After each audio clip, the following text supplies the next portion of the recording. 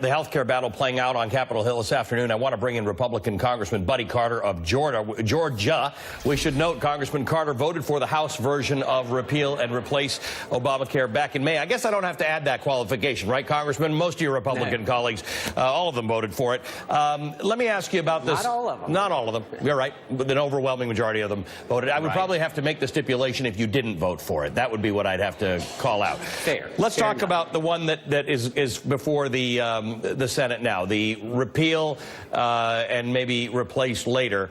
Do you think that's a good idea, the 2 years to get the repeal instituted while a new bill is designed?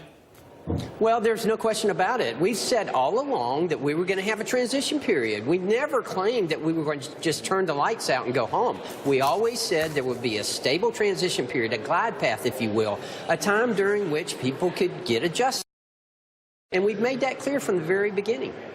What do you think, though, given the reality? I guess in 2015, January, it was easier to do because the idea was putting a bill up that you knew that President Obama would never sign. Now this is a bill that's about to be law, and it seems that you on the Republican side have different views, understandably, about what repealing Obamacare should look like. Everything from a clean repeal with no replace to a repeal of the mostly Medicaid type of parts of Obamacare. It's seeming hard to come to an agreement on what a bill looks like. Well, obviously that there are indications of that over in the Senate. I'm baffled by the fact that someone who voted for a repeal a year ago doesn't vote for it now. I don't know what has changed. The only thing that's changed is we've got a president who will actually sign that law now, unlike the previous president, Obama, who did not sign the law. So it baffles me to think that someone is not in favor of it. Look, this is a failed experiment. Obamacare, all we're doing right now is throwing good money after bad.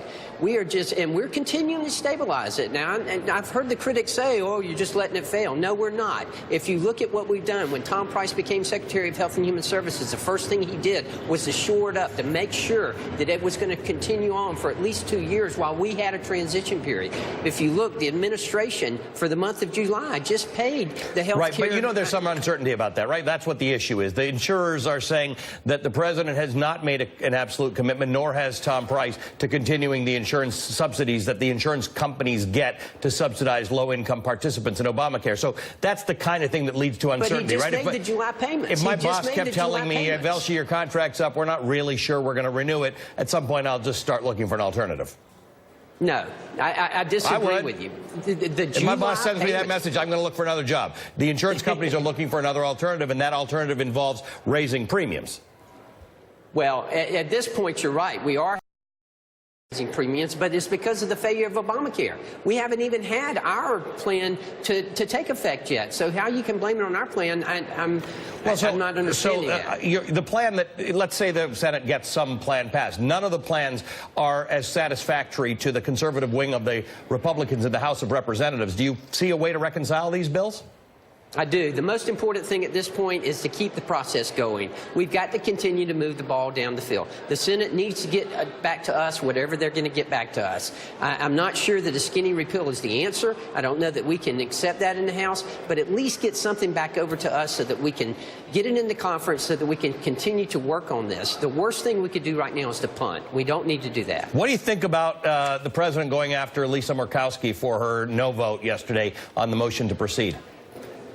I think it's perfectly fair. Let me tell you, somebody needs to go over there to that Senate and snatch a knot in their ass. I'm telling you, it has gotten to the point where how can you say I voted for this last year, but I'm not going to vote for it this year?